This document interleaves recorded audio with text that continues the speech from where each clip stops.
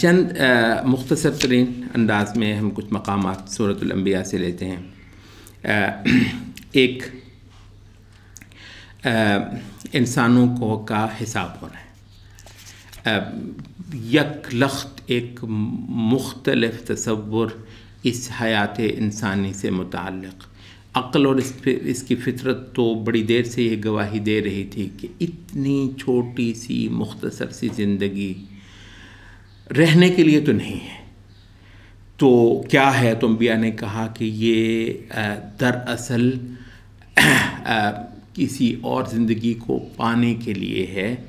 اگر یہ ویسی رہ کر دکھا دی جائے جیسی کہ خدا کو مطلوب ہے تو زندگی جو ہے نا، اصل زندگی یقول یا لیتنی قدمت لحیاتی، کہے گا کہ کاش کہ میں نے زندگی کے لیے کچھ کر لیا ہوتا۔ کیا مراد ہے وہاں پر زندگی کے لیے؟ آخرت، زندگی کے لیے کچھ کر لیا ہوتا، ٹھیک ہے؟ تو کچھ کرنے کے لیے آپ یہاں پر آئے تاکہ زندگی آپ کو مل جائے۔ تو زندگی کی خبر جو ہے اس کے پیچھے انبیاء نے دی ہے۔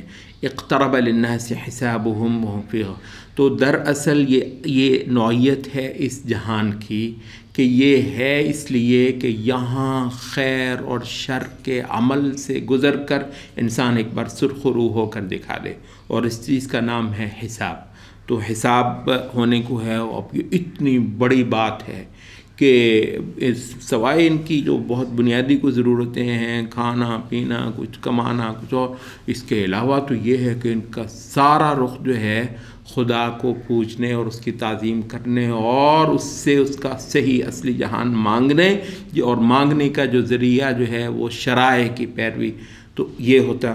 جبکہ ان کا حال یہ ہے کہ ہم فی غفلۃ معرضون ما یأتیہم من ذکر من ربہم محدث، ہر وہ یعنی ایک سے ایک نئی جو ہے بات ان کے سامنے لا کر رکھی، اسی ایک جو غایت تھی ان کے وجود کی، تو نئی سے نئی جو ان کو ایک بات بتائی اور سمجھائی جاتی ہے، اور سے اور ایک وہی آتی ہے۔ الا سمعوه وهم يلعبون، سنتے ہیں مگر کھیل تماشے کی صورت میں۔ لاہیۃ قلوبهم، ان کے دل جو ہیں وہ بالکل غافل اور اس سے ہٹے ہوئے اور چیزوں کے ساتھ الجھے ہوئے، اور یہ جو ہے نا لاہیہ، لہو،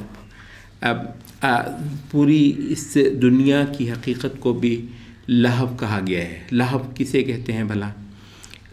وہ یہ ہے کہ ایک اصل سنجیدہ عمل سے ہٹ کر ایک بہت ہی بے فائدہ، اور اس کے اندر کچھ تماشا ہو جائے گا، کچھ دل لگی ہو جائے گی، تو یہ ہے انبیاء کی دعوت کے مقابلے پر ان کا وہ سارا، وہ جس پہ یہ مرتے ہیں، جس پر یہ فدا ہوتے ہیں، جو کہ ان کو اس بڑی غایت سے کی طرف رخ کرنے سے روکتا ہے۔